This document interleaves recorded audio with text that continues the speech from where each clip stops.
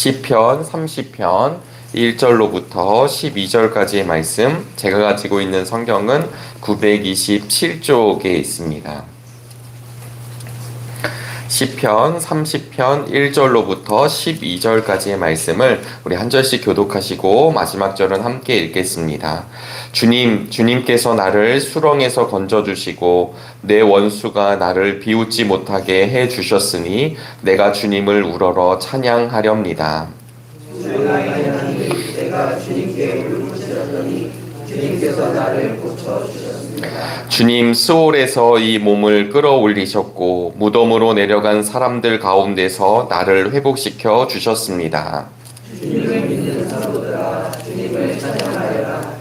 여호와가 이름을 찬양하여라. 주님의 진노는 잠깐이요 그의 은총은 영원하니 밤새도록 눈물을 흘려도 새벽이 오면 기쁨이 넘친다.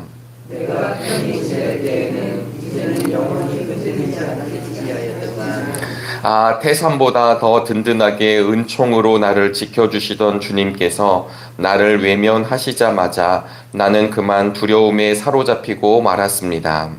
주님 내가 주님께 부르짖었고 주님께 은혜를 간구하였습니다. 내가 죽은들 주님께 무슨 유익이 되겠습니까? 내가 죽어 구덩이에 던져지는 것이 주님께 무슨 유익이 되겠습니까? 한 줌의 티끌이 주님을 찬양할 수 있습니까? 한 줌의 흙이 주님의 진리를 전파할 수 있습니까? 주님 귀를 기울이시고 들어주십시오. 나에게 은혜를 베풀어 주십시오. 주님께서 나를 돕는 분이 되어 주십시오. 주님께서는 내 통곡을 기쁨의 춤으로 바꾸어 주셨습니다. 나에게서 슬픔의 상복을 벗기시고 기쁨의 나들이 옷을 갈아입히셨기에 내 영혼이 잠잠할 수 없어서 주님을 찬양하렵니다. 주 나의 하나님, 내가 영원토록 주님께 감사를 드리렵니다. 아멘. 오늘도 주님의 은혜와 평강이 늘 가득하시기를 주님의 이름으로 소망합니다. 오늘은 시편 30편 말씀을 우리가 함께 보셨는데요. 다윗이 쓴 시입니다. 이 시편 30편을 먼저 보기에 앞서 다윗의 인생이 얼마나 파란만장했었는지 우리는 사실은 잘 알고 있습니다. 그런데 이 다윗의 삶을 바라보다 보면 결국은 우리 예수님의 삶이 드러나게 되어 있습니다. 다윗이 예수님이 될 수는 없겠고 또 바울이 예수님이 될 수는 없겠지만 이 다윗과 그리고 바울, 우리 신앙의 선배님들을 보면 또 우리 성경의 역사의 인물들을 보면 결국 그 안에서 하나님이 드러나게 되고 또 예수님의 모습을 드러나게 하는 것을 기억할 수 있게 되길 바랍니다. 열왕기상 15장 5절에서는 다윗은 언제나 여호와께서 보시기에 정직하게 행동했습니다. 햇사람 우리아의 일 외에는 평생 동안 하나님의 명령을 어긴 적이 없었습니다. 이렇게 열왕기서 기자는 기록하고 있습니다. 다윗의 흠이 있었지만 그럼에도 불구하고 그것을 제외하면 하나님의 명령을 어긴 적이 없었던 다윗의 삶을 요약해 주고 있습니다. 가끔 이렇게 말할 때가 있습니다. 어떤 사람들은 법 없이도 살 사람이야. 어떤 사람들은 참 착한 분이야. 어떤 사람들은 그냥 너무 훌륭한 분이야. 라고 우리끼리 스스로 이야기할 때가 있습니다. 또 어떤 분들은 자기 스스로가 자기를 그렇게 평가할 때가 있습니다. 그 말이 틀렸는지 맞았는지가 중요한 것이 아니라 사실은 우리를 판단하시는 분이 우리 스스로가 아니라 우리 주님임을 기억하는 한날 되시기를 간절히 소망합니다. 우리가 어떤 삶을 살았는지에 대한 기준이 나의 판단과 기준이 아니라 우리 하나님의 기준이 되기를 간절히 바랍니다. 그래서 성경을 살펴보다 보면 하나님의 눈으로 바라보았을 때 다윗은, 하나님의 눈으로 보았을 때 바울은, 하나님의 눈으로 보았을 때 우리들은 어떠할지를 기억할 수 있게 되기를 간절히 바랍니다. 그래서 내가 아무리 깨끗하게 산다, 내가 이야기한다 할지라도 내가 올바로 살았다라고 사람들이 평가할지는 모르지만 정말 주님의 눈으로 볼 때 깨끗했는지, 주님의 눈으로 볼 때 내가 그분 앞에 합당했는지 여러분 기억할 수 있게 되기를 간절히 바랍니다. 그런데 이 다윗은요, 하나님이 보시기에 참 합당했던 사람이라는 표현도 있고, 또 이 다윗의 인생을 바라보다 보면 그는 원수를 또 사랑하기도 하였습니다. 우리 어제 사무엘상에 있는 말씀도 보셨지만 사울이 다윗을 참 어렵게 했잖아요. 그러면 우리의 마음에 얼마나 어려움이 있었겠습니까? 그럼에도 불구하고 다윗은 사울을 하나님의 사람으로, 하나님이 세운 왕으로 인정하고 있었습니다. 우리가 잘 아시다시피 군대를 풀어서 사울 왕이 군대를 풀어서 다윗을 죽이려고 할 때 어느 날 동굴 속에서 만나게 되죠. 여러분 같으면 어떠시겠습니까? 아무도 없고 사울이 내 앞에 있게 되었을 때 충분히 내가 죽일 수도 있고 그 사울을 잡을 수도 있었던 그런 상황에서도 다윗은 기회라고 생각하지 않고 그 사울을 그냥 놓아줍니다. 그리고 옷자락만 자르게 되죠. 왜냐하면 그는 사울은 하나님이 세운 이스라엘의 왕이고 내가 이 사람을 마음대로 할 수 없음을 고백한 것을 우리는 잘 알고 있습니다. 그러니까 그 사람에 대한 미움이 앞서서 사울을 처리한 것이 아니라 기준이 하나님이 되었던 것도 우리는 알 수 있습니다.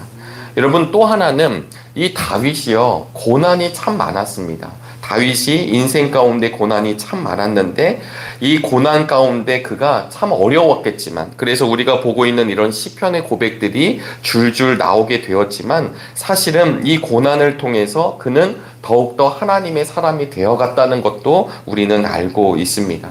아까 예수님을 좀 바라볼 수 있다고 했는데 우리 주님도 합당한 고난이 하나도 없었습니다. 이유 없는 고난, 이유 없는 시기, 이유 없는 법정으로 고소하는 일들이 벌어짐으로 인해 우리 주님은 흠 없고 티 없고 죄 없으신 우리 주님께서 결국은 십자가의 길을 걸어가시게 되었습니다. 그러니까 다윗의 인생도 그런 자신이 잘못해서 찾아온 고난이 아니라 주어진 고난이었습니다. 그러나 이 고난을 통해 나중에 잘 보시면 하나님께서 목적하셨던 일들이 다윗의 인생을 통해 이루어가고 있음도 우린 바라볼 수 있게 됩니다. 특별히 그 중에 다윗에게 충성을 바치는 용사들은 도망자 신세일 때 만났던 사람들입니다. 아둘람 굴로 피신해 있었을 때 성경에서는 그때 어려움을 당한 사람, 빚을 진 사람, 그리고 마음의 억울함을 가진 사람들이 다윗에게 몰려들었고 후에 다윗이 지도자가 되었을 때 그들이 그와 함께 하였다라고 성경은 기록하고 있습니다. 사랑하는 여러분, 제가 이렇게 조금 서두에 말씀을 드린 이유는 다윗을 통해 우리 하나님의 마음, 또 다윗을 통해 우리 예수님의 모습을 바라볼 수 있는 것처럼 우리들의 인생이 그런 예수님을 닮아가는 인생으로 말미암아 세상의 사람들이 우리를 통해 예수님을 바라볼 수 있게 되기를 주님의 이름으로 소망합니다. 그러니까 우리 인생의 목표와 우리의 목적이 잘 사는 것, 어려움이 없는 것, 이것으로 그치는 것이 아니라 주님을 닮아가는 인생 되기를 원합니다. 주님의 말씀이 우리의 삶의 자리에서 실현되기를 원하오니 하나님 함께하여 주시옵소서라고 하는 기도가 되기를 간절히 바랍니다. 오늘 시편 30편 말씀은 다윗이 쓴 시인데요. 여러분, 이제 시편이기 때문에 시로 고백한 것, 노래로 고백한 것입니다. 그런데 오늘 30편 1절부터 우리 끝절까지 보셨는데 잘 보시면 1절에 원수가 등장하고 3절에 스월에서 무덤에서 라는 말이 등장하고, 그리고 7절에 보니까 두려움에 사로잡히고 9절에 보니까 내가 죽은들, 또 내가 죽어 구덩이에 던져지는 것, 이런 표현들이 나오고 있습니다. 여러분, 이런 표현들을 들어보시면 어떤 마음이 드시나요? 아주 기쁨에 찬 환희의 시가 아니라 그의 인생이 얼마나 곤고하고 어려웠었는지를 사실은 이런 단어들이 이야기하고 있습니다. 결국 시편 23편에 있는 말씀처럼 지금 다윗의 상황은 사망의 음침한 골짜기를 지나고 있는 상황입니다. 죽음의 골짜기를 지나가고 있는 상황. 저는 이런 상황이 어쩌면 우리의 인생 아닌가 생각해 보게 되었습니다. 언제 어디서 무슨 일이 일어날지 전혀 예측할 수 없는 인생길을 걸어가는 것이 우리들 아닐까요? 얼마 전에 화성 1차 전지 제조 공장, 아라셀 공장에서 화재 사건이 났습니다. 여러분, 잠깐 그 영상을 저는 좀 보았거든요. 근데 보시다시피 30초 만에 잠깐 그 전지에서 리튬 전지에서 불꽃이 일고 사람들이 CCTV를 보니까 사람들이 불이 난다 이거 끌려고 막 다가가고 그리고 어떻게 하지 이거 큰일 나니까 어떻게 할까 막 우왕좌왕하지만 불을 끌려고 다가가는 그 순간 공식적인 기록으로는 30초로 이야기합니다. 30초 뒤에 불이 붙기 시작하고 막 폭탄 터지듯이 터지기 시작하고 그 다음에 연기가 자욱하게 갇히면서 화면이 끝나게 돼요. 어느 누구도 그 안에 있으셨던 분들이 오늘 위험할 거야. 나에게 큰일이 일어날 거야 라고 생각하셨던 분이 없으실 겁니다. 이 화재 사건으로 인하여서 아시겠지만 지금 화재 점검들이 막 이루어지고 있습니다. 그런데 여러분 이 화재가 이번만 일어난 것일까요? 사건 일지를 보면요. 매년마다 순간마다 어마어마한 사건들이 일어납니다. 화재 사건만 일어나는 것이 아니라 여러 가지 교통사고들, 뉴스 보도에 등장하지 않는 추락 사고들, 여러 사건들이 등장합니다. 저는 이런 것들을 보면서 물론 그 사건이 잘 해결되길 바라는 마음도 있지만 그보다 더 먼저 앞서서 우리에게 주는 생각은 무엇이냐면 나에게 어떤 일이 일어날지 모르는 그런 시간과 상황을 우리는 걸어가고 있다라고 하는 것입니다. 그래서 전도서 기자는 3장 11절에 이렇게 말씀합니다. 하나님은 모든 것을 제때 아름답게 지으셨고 사람의 마음에 영혼을 사모하는 마음을 주셨지만 하나님께서 행하실 일은 처음부터 마지막까지 다 깨달을 수가 없습니다. 하나님의 일을 우리는 다 깨달을 수 없는 거죠. 우리는 우리의 삶의 길을 걸어갈 때 연약함을 가지고 걸어갑니다.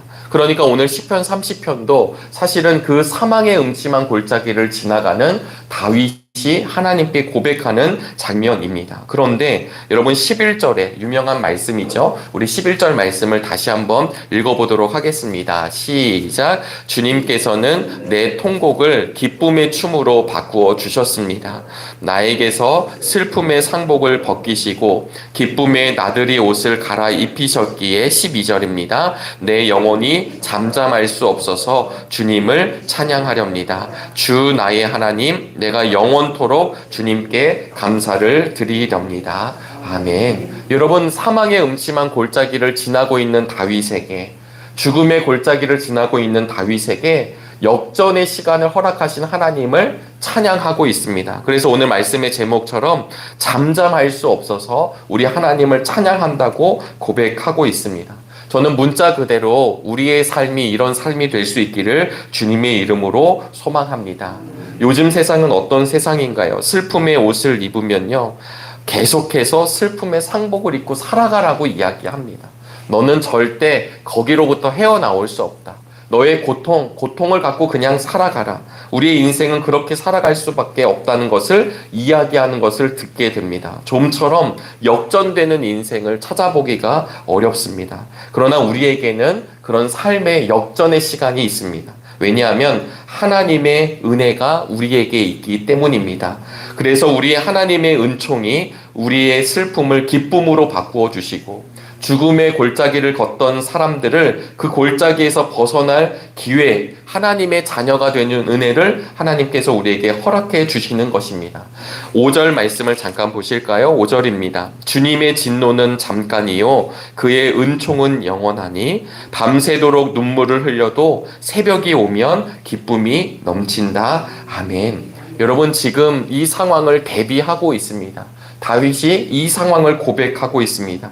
주님의 진노 잠깐이지만 주님의 은혜는 영원합니다. 그러기에 울음은 계속되는 것처럼 보여지지만 아침이 되면 기쁨이 찾아온다라고 이야기하고 있습니다. 하나님의 은혜를 입으면 우리의 삶이 역전된다는 사실을 기억할 수 있게 되길 간절히 바랍니다. 우리의 울음이 기쁨으로 바뀌고 슬픔의 옷이 기쁨의 옷으로 변화되는 시간, 그럴 수 있는 이유는, 우리의 삶이 역전될 수 있는 이유는 무엇이냐면 하나님의 시간이 우리에게 있기 때문입니다. 그때가 오늘 시편 기자 다윗은 아침이라고, 사실 정확하게는 새벽이라고 이야기하고 있습니다. 오늘도 이제 오시면서 아침 해를 보셨을 것입니다. 환하게 차오르는 아침에 그 새벽빛은요, 한순간에 확 퍼져 우리에게 찾아오는 시간입니다. 그래서 우리의 어둠은 사라지게 하시고 빛나는 인생으로 변화시켜 주시는 하나님의 역사를 이 새벽을 통해 말씀해 주시는 것입니다. 사랑하는 여러분, 오늘 그런 은총을 우리에게도 허락해 주셨습니다. 그래서 그런 은총 때문에 오늘도 잠잠히 있을 수 없어서 우리의 입술과 삶을 통해 하나님을 찬양하는 우리의 삶이 고백되기를 주의 이름으로 소망합니다. 그런 찬양하는 우리의 삶을 통해 수많은 사람들이 아니 어떻게 저런 상황 속에서도 찬양을 할 수 있을까? 어떻게 저런 상황 속에서도 하나님을 고백할 수 있을까라고 하는 그 모습을 통해 우리 주님 또 우리 하나님의 시간이 우리를 통해 드러날 수 있게 되길 주의 이름으로 소망합니다. 오늘도 그런 은혜로 하나님과 동행하는 믿음의 시간 되기를 축복합니다. 기도하시겠습니다. 하나님, 세상은 우리에게 주어진 삶을 그대로 살아가라고 이야기합니다. 사단 권세는 우리는 기뻐할 수 없는 존재라고 이야기하며 그렇게 살아가라고 종용합니다. 그러나 주님, 우리가 사망의 음침한 골짜기를 지난다 할지라도 하나님의 시간을 맞이하고 하나님의 은총을 통하여 우리 슬픔이 기쁨으로 변화되고 하나님 상복이 기쁨의 옷으로 변화되는 것을 기억하게 하여 주시옵소서. 그리하여 하나님 상황과 환경에 우리의 시선이 함몰되지 않게 하여 주시고 고개를 들어 하나님을 바라볼 수 있는 믿음의 용기를 우리에게 오늘도 허락하여 주시옵소서. 어느덧 6월의 끝자락을 보내는 가운데 있습니다. 무더위에 지치기도 하고 한 해에 세운 계획들과 우리의 다짐과 결심이 때로는 흐트러지기도 하였지만 하나님 다시 한번 주님의 은총에 기대어 일어서는 은혜의 시간 되게 하여 주시옵소서. 다가오는 7월을 기대함으로 바라보게 도와주시고 또 다가오는 매추감사주의를 비롯하여 하반기를 우리가 정말 기대하며 걸어갈 수 있도록 은혜를 베풀어 주옵소서. 특별히 우리 정릉교회가 70주년을 맞이하여 하나님 70주년 기념 사업들이 전개되는 가운데 있습니다. 전교인 수련회를 비롯하여 12개의 돌들이 하나님 앞에 올려드릴 때마다 기쁨이 넘치게 하여 주시옵시고 하나님 담임 목사님을 중심으로 이 사업들이 진행될 때마다 온 교우가 합심으로 함께 동참하며 또 하나님 언제나 열려진 분위기를 소원하고 그리고 그런 교회로 나아가는 우리 정릉교회로 우리 이웃들과 우리 주변의 사람들이 함께 동참할 수 있도록 복 내려 주시옵소서. 오늘은 특별히 금요 기도회가 있는 날입니다. 하나님 말씀을 전하시는 담임 목사님을 비롯하여 함께 찬양하고 함께 기도하는 우리 모두에게 한량없는 은혜를 더하여 주셔서 회복의 시간으로 삼아 주시옵소서. 한 주간 살아가며 지치고 어려울 때가 많았습니다. 눈물이 우리 앞을 가릴 때가 있었습니다. 그러나 하나님 오늘 금요기도회를 통하여 눈물이 변하여 웃음이 되게 하여 주시고 하나님 앞에 다시금 찬송으로 고백하는 믿음의 시간으로 삼아 주시옵소서. 하나님 오늘도 간절한 기도 제목 아랠 때마다 하늘 문을 열어 응답하여 주시옵소서. 수술을 마치고 회복하는 우리 믿음의 환우들 붙잡아 주시옵시고 우리 환우들 낭망하거나 낙심치 아니하고 하나님만 바라보는 믿음의 눈을 허락하여 주시기를 원합니다. 오늘도 모든 것 주님께 의탁하오며 살아계신 예수 그리스도의 이름으로 간절히 기도하옵나이다.